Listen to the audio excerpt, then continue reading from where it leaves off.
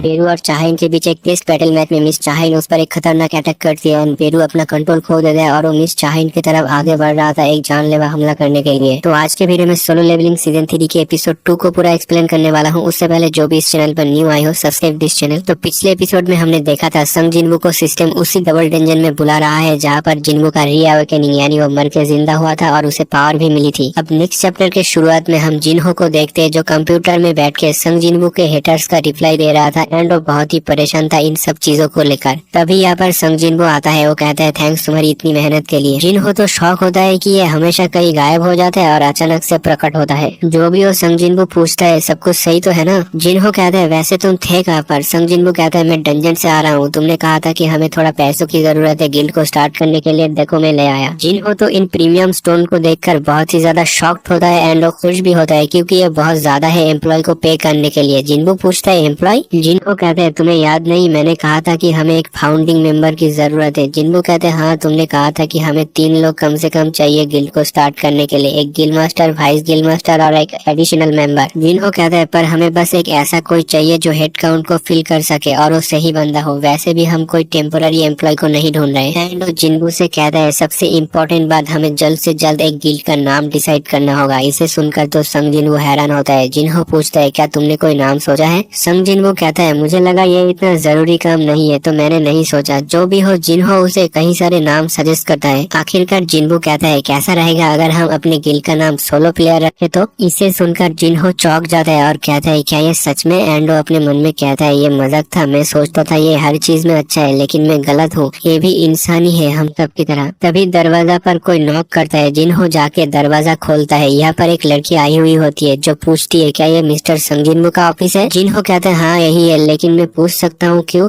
अब जो ये लड़की अपना नाम कहती है ये सुनकर ये बंदा तो बहुत ही ज्यादा शॉक होता है। जिनवू को समझ नहीं आता ये ऐसा बिहेव क्यों कर रहा है। जिनहो शॉक इसलिए होता है क्योंकि यहाँ पर आ चुकी थी मिस चाहाइन। संग जिनवू उससे सीधा पूछता है तुम यहाँ पर किस लिए आई हो। मिस चाहाइन कहती है वो इसलिए क्योंकि मैं तुम्हारी गिल्ड ज्वाइन करना चाहती हूँ। अगले ही पल ये दोनों आमने सामने बैठा होता है और जिनवू उससे फिर पूछता है तुम यहाँ पर क्यों आई हो। मिस चाह कहती है मैं तुम्हें ऑलरेडी बता चुकी हूँ, मुझे तुम्हारी गिल्ड में ज्वाइन होना है। जिनवू अपने मन में कहता है मैं कंफ्यूज हूँ आखिर हो क्या रहा है। एंड वो उससे पूछता है क्या मिस्टर गोगुन ही ने तुम्हें ऐसा करने के लिए बोला है। मिस चाह थोड़ा शॉक होकर कहती है क्या वो ऐसा क्यों करेंगे। जिनवू कहता है तो क्या मिस्टर चोई ने तुम्हें हंटर्स गिल्ड से निकाल दिया है। मिस चाह कहती है ऐसा भी नहीं है। जिनवू अब इरिटेट होकर पूछता है तो फिर बात क्या है जो तुम हमारे सोलो प्लेयर गिल्ड में ज्वाइन करना चाहती हो। इसे सुनकर तो चाहाइन बहुत ज्यादा शॉक होती है। वो कहती है क्या तुम्हारा गिल्ड का नाम सोलो प्लेयर है। जिनवू कहते हैं हाँ कोई प्रॉब्लम है तुम्हें इस नाम से जो मैंने और मेरे वाइस गिल्ड मास्टर ने सोचा है। जिनहो पास से चिल्ला के कहता है क्या तुमने इस नाम को सेटल कर दिया है और अब क्या मेरी राय तुम्हारे लिए मैटर नहीं करती। संग जिनवू को समझ नहीं आता। वो कहता है तुमने कुछ कहा नहीं था तो मैंने सोचा तुम्हारी तरफ से हाँ है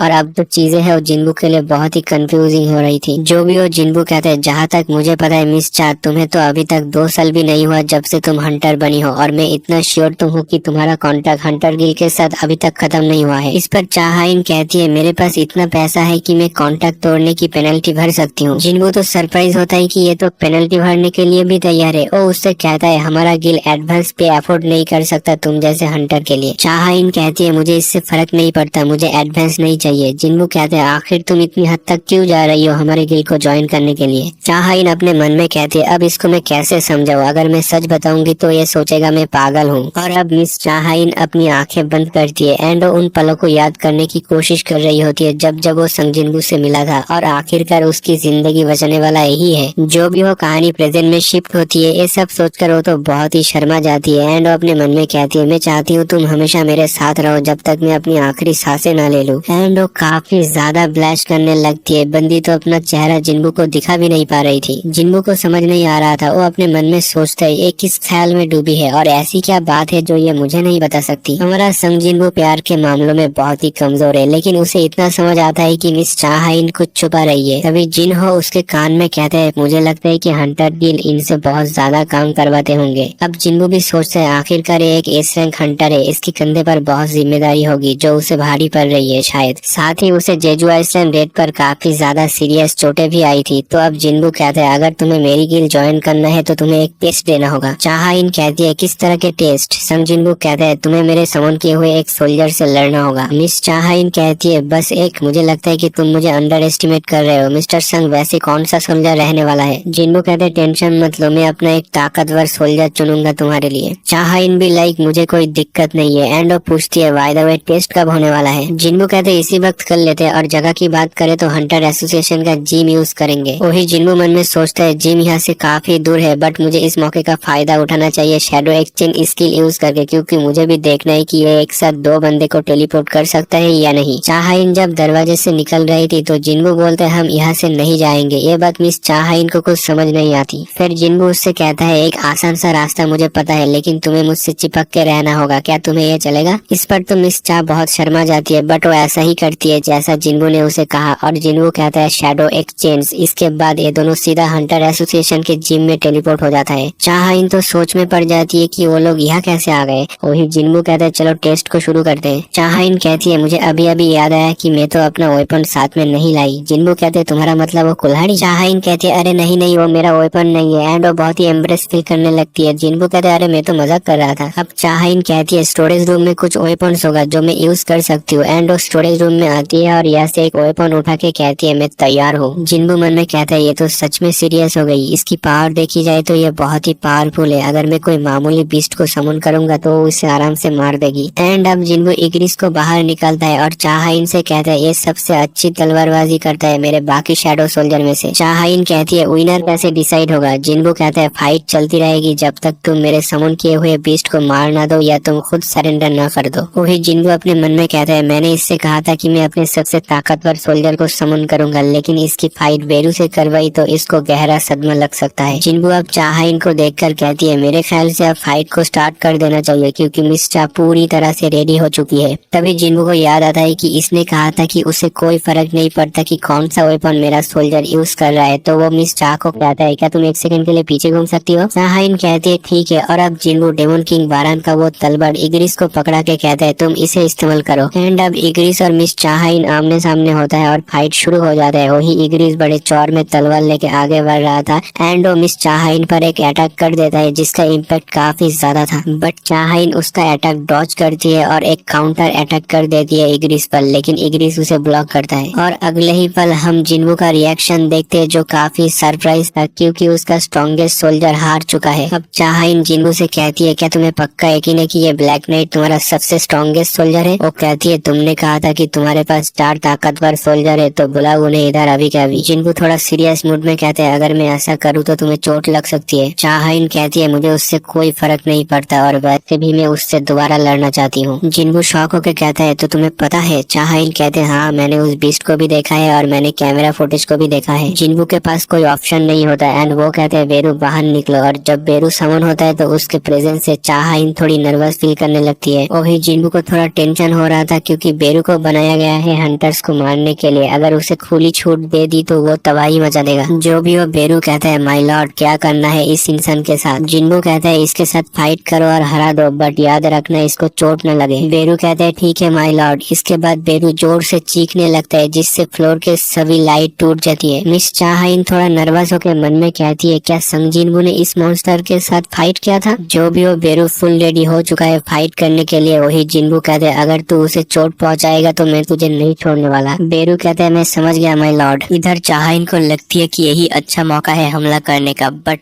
तभी बेरू लाइट स्पीड में उसके पीछे आ जाता है। लेकिन चाहाइन भी कहती है तुझे क्या लगता है मैं फिर से तेरी इस चाल में दोबारा फंस जाऊंगी? एंड वो एक काउंटर अटैक कर देती है, बट बेरू इजीली उसके शॉट को एक हाथ से ही पकड़ लेता है। अब बेरू कहता है मेरे लॉर्ड ने मुझे एक ऑर्डर दिया है कि मेरी दुश्मन को मैं हरा दूं, वो भी बिना चोट पहुंचाए। तो अब मैं तुम्हें दिखाऊंगा मैं कितना पावरफुल हूँ, जिससे तुम मुझसे फाइट करना ही छोड़ दोगे। वही चाहाइन लगातार अपने शॉट से बेरू पर हमला कर रही थी, लेकिन बेरू आराम से उन सबको डॉज कर रहा होता है। इसे देखकर चाहाइन मन में कहती है हो ही नहीं सकता, ये मेरे सारे अटैक से बच रहा है, वो भी मेरे इतने पास होके। बेरू अब चाहाइन के पास आके अपना मुंह खोल के जोर से चीखने लगता है, जिससे मिस चाहाइन थोड़ा सा पीछे खिसक जाती है। वही ये मैच जिन्बू पास से देख रहा था, एंड वो अपने मन में कहता है इस मैच का रिजल्ट पहले से ही दिख रहा है। तो वो मिस चाहाइन से पूछता है क्या अब तुम सेटिस्फाइड हो या नहीं? चाहाइन कहती है अभी नहीं, मैं अभी भी लड़ सकती हूँ। जिन्बू मन में सोचता है पता नहीं ये इतनी बेताब क्यों है फाइट करने के लिए, जबकि उसे पता है बेरू और उसके पावर डिफरेंस काफी ज्यादा है। जो भी हो अब बेरू चाहाइन पर एक फुल स्पीड में अटैक करता है, बट मिस चा उसे डॉज कर लेती है। एंड जिस जगह पर बेरू ने अटैक किया था उस जगह वॉल पर एक बहुत बड़ा स्क्रैच आ गया था। वही चाहाइन अपने शॉर्ट डैंड स्किल यूज करती है और बेरू पर एक जबरदस्त अटैक कर देती है, लेकिन बेरू उसकी शॉट को पकड़ता है और वो पूरे तरीके से टूट जाता है। एंड दिस मोमेंट चाहाइन अपने शॉर्ट लाइट स्किल यूज करके टूटे हुए तलवार को बेरू के बॉडी में घुसा देती है, जो देखकर तो संग जिनवू शॉक होता है क्योंकि बेरू अब अपना कंट्रोल खो देता है एंड उसके दिमाग में वो कमांड आता है जो एंड क्वीन ने उसे दिया था, यानी दुश्मन को खत्म करो। और वो ऐसा ही करता है। जब वो चाहाइन को मारने के लिए आगे बढ़ रहा था, जिनवू दूर से कहता है बेरू रुक जा, बट वो उसकी बात नहीं सुनता। एंड देन वहाँ पर एक एक्सप्लोजन होता है। जब धुआं हट जाता है हम देखते हैं मिस चा सेफ है एंड जिनवू बेरू को रोक दिया है अपने एक हाथ से और वो उससे कहता है मैंने कहा अब रुक जा। तभी बेरू जिनवू से थोड़ी दूरी बनाता है एंड उससे कहता है माय लॉर्ड प्लीज मुझे माफ कर दीजिए। जिनवू भी लाइक मैं इसका क्या करूँ। एंड वो मिस चाहाइन से पूछता है तुम अपनी लिमिट से ज्यादा क्यों लड़ रही हो, तुम्हें खुद को इतना पुश करने की जरूरत नहीं है मेरे गिल में ज्वाइन होने के लिए, ये तो बस एक टेस्ट था। और वैसे भी तुम्हारे जैसे हंटर को इस तरह अपनी जिंदगी खतरे में नहीं डालना चाहिए, इससे तुम्हें कुछ भी मिलने वाला नहीं है। जिनवू अब उससे सीरियसली पूछता है तुम ये सब आखिर किस लिए कर रहे हो, बट मिस चाहाइन कुछ जवाब नहीं देती। तो जिनवू उससे डायरेक्टली पूछता है क्या तुम मुझ पर इंटरेस्ट हो। ये सुनकर तो चाहाइन चौंक जाती है एंड ब्लश करते हुए जवाब देती है मुझे भी शायद ऐसा ही लगता है। उसके बाद सीन चेंज होता है, हमें यूनाइटेड स्टेट हंटर ब्यूरो को दिखाया जाता है जहाँ माइकल और नोर्मा किसी से माफी मांग रहा होता है। ये बंदा कहता है मैं तुम्हें माफी मांगने के लिए यहाँ पर नहीं बुलाया, मुझे बताओ वहाँ पर एग्जैक्टली हुआ क्या था। माइकल कहता है मिस नोर्मा के ऑब्जर्वेशन के मुताबिक मिस्टर संग जिनवू एक किंग है। इसे सुनकर तो ये बंदा बहुत ज्यादा शॉक होता है एंड ये बंदा हंटर ब्यूरो का प्रेसिडेंट है, नाम है डेविड बेनर। अब डेविड कहता है मिस नोर्मा तो आपका मतलब संग जिनवू एक नेशनल लेवल हंटर है। मिस नोर्मा कहती है मैं आपको समझाती हूँ और वो कहती है सभी हंटर्स अपनी पावर्स को एक जगह से लेता है जिस जगह को हम कहते हैं दूसरी दुनिया, और मैं उनके बीच का कनेक्शन को देख सकती हूँ। एंड कई बार दूसरे तरफ की पावर इतनी ज्यादा होती है कि हंटर्स की इंटेंस लाइट सूरज की तरह चमकने लगता है और मैं इनको किंग कहती हूँ। लेकिन संग जिनवू के केस में मैंने ऐसा कोई कनेक्शन नहीं देखा। वो डरे हुए कहती है मैंने जैसे ही उसके आंखों में देखा उसके अंदर का डार्कनेस मुझे ही देखने लगा जैसे कि वो खुद एक डार्कनेस हो। डेविड कहता है तो तुम कह रहे हो कि संग जिनवू एक इविल है। मिस नोर्मा कहती है मैं ये नहीं कह रही हूँ कि वो बुरा है या नहीं, मैं आपको उसके पावर सोर्स के बारे में कह रही हूँ। संग जिनवू अपने पावर्स उस दूसरी दुनिया के किसी भी हिस्से से नहीं लेता, वो अपनी पावर्स के लिए किसी कनेक्शन का यूज भी नहीं करता, वो अपनी खुद की पावर को इस्तेमाल करता है, इसलिए वो जितना चाहे उतनी पावर को इस्तेमाल कर सकता है। पास में से माइकल कहता है इसका मतलब ये हुआ कि उसकी पावर का कोई लिमिट नहीं है। जो भी हो उसके बाद डेविड कहीं पर जा रहा था तो माइकल पूछता है सर आप कहाँ पर जा रहे हो। डेविड कहता है बेसमेंट लेवल 24 और तुम भी मेरे साथ चल रहे हो। उसके बाद ये दोनों लिफ्ट पर एंटर करते हैं और डेविड माइकल से कहता है अगर हम मिस नोर्मा की पावर एबिलिटीज को यूज करके संग जिनवू को अपने गिल में नहीं बुला सकते तो हमें कोई दूसरा रास्ता ढूंढना होगा। एंड पूछता है क्या तुम्हें याद है सबसे पहला एस रैंक गेट जो खुला था। माइकल कहते हैं ऑफकोर्स मुझे याद है, मैं उस खतरनाक डंजन ब्रेक को कैसे भूल सकता हूँ जो पूरे वेस्ट कोस्ट एरिया को बर्बाद करके रख दिया था। वो कहता है यूनाइटेड स्टेट ने दुनिया के सबसे ताकतवर हंटर्स को पैसों के लालच देके इकट्ठा किया था, बट उनमें से सिर्फ 5 ही हंटर बच पाए थे और उन 5 को नेशनल लेवल अथॉरिटीज मिली